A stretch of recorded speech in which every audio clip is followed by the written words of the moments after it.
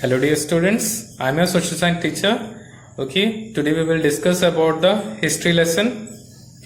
So in this lesson you will get the PPT and with audio recording. Okay, so according that you have to read from your book and go through with the video.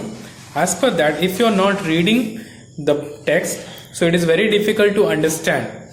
So I hope you will carry your book while watching the video, okay, and go according that. I hope you will understand. If you're facing any difficulty further, okay, you can contact us. Thank you. I will teach you social science, subject history. Our first lesson is how, when and where. Let's see from the beginning. As you know that history is very important in all the subjects, okay.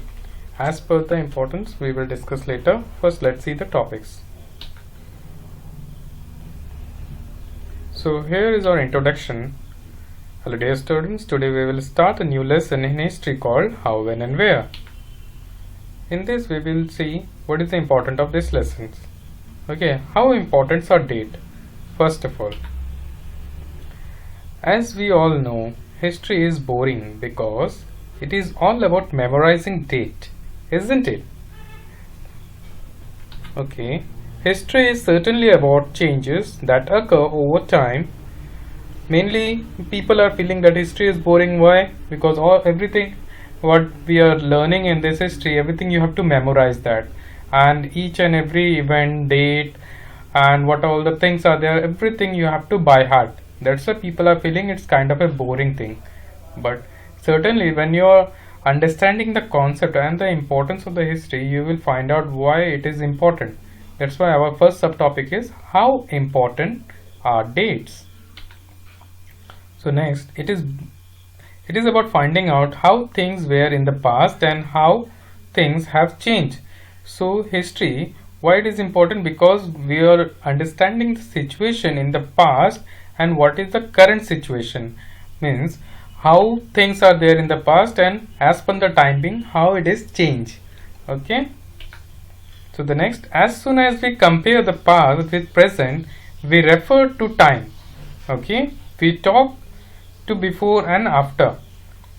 Whenever we are talking about certain event and all, we refer time while talking. For example, before and after. When that occur, before that how was the situation, and after that incident what was the situation, current situation and all.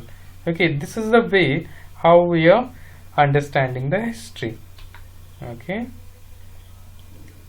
so our next topic is sometimes it is actually incorrect to fix phrase, date to process that happen over a period of time.